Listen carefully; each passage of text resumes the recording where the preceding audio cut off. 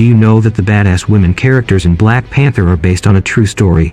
The Dora Milaje Adored Ones were inspired by the famous all-female African military corps of Dahomey, West Africa, now the Republic of Benin, whom the French dubbed Dahomey Amazons after female warriors in Greek mythology. The Ahosi, their local name, meaning the king's wives, had to undergo insensitivity training and survival skills, which include being sent on 10-day Hunger Games-style expeditions in the jungle, with only a machete and throwing bound human prisoners of war to their deaths from a fatal height.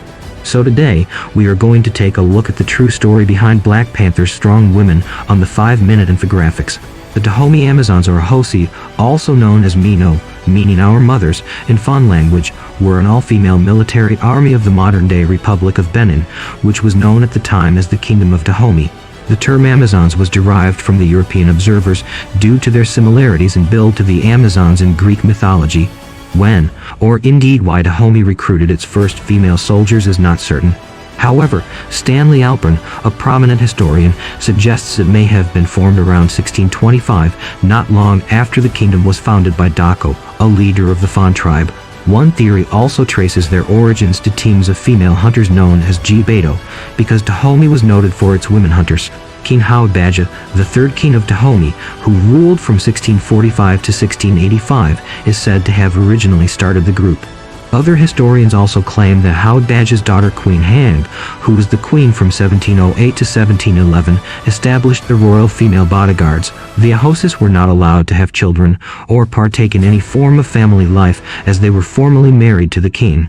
Yet he didn't have sexual relations with them. As a result, they remained celibate, although very few were given off in marriage to respected dignitaries of the kingdom. The women enjoyed certain privileges.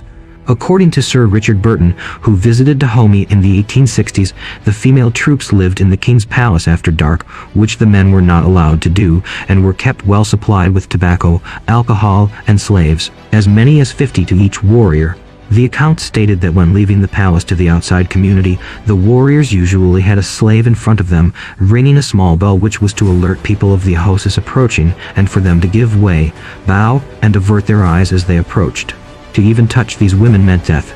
The Ahosi were celebrated in the region and successfully enabled the expansion of the Dahomey Empire beyond its capital, Abomey. They trained intensely, and discipline was very much emphasized.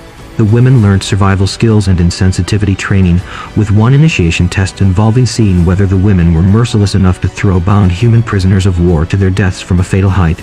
The warriors undertook difficult training exercises, such as hand-to-hand combat, gymnastics, and being sent on 10-day Hunger Games-style expeditions in the jungle with only a machete.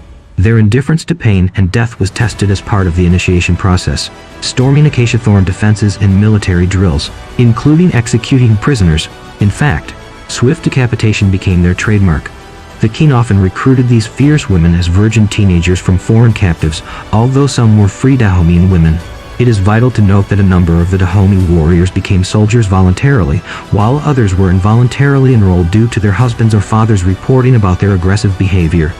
The Dahomey women were trained to be strong, fast, ruthless, and fought to the death for king and country, thus reflecting their motto: if soldiers go to war, they should conquer or die. In fact, in their very last battles against French troops equipped with vastly superior weaponry, about 1,500 women took the field, and only about 50 remained fit for active duty by the end. A French military officer named Byrne lauded them as warrioresses, fight with extreme valor, always ahead of the other troops. They are outstandingly brave, well trained for combat, and very disciplined. A French Marine, Henry Morinville, thought them remarkable for their courage and their ferocity, flung themselves on our bayonets with prodigious bravery. When Ihan King Behanzin, the last king of the Dahomey, was overthrown by the French in the Second Franco-Dahomeyan War, the Dahomey warriors were defeated and later disbanded. Most sources suggest that the last of Dahomey's women warriors died in the 1940s. But as late as 1978, a Beninese historian met an old woman called Naui in the village of Kinta, who claimed to have fought against the French in 1892. She died in November 1979, aged well over 100. Probably she was the last Ahosi. What are your thoughts on the motto of the Ahosis? If soldiers go to war, they should conquer or die. Share your comments below. Follow our Facebook page and subscribe to our YouTube channel for more stories about extraordinary people, places, and events. Thanks for sharing your fives with us.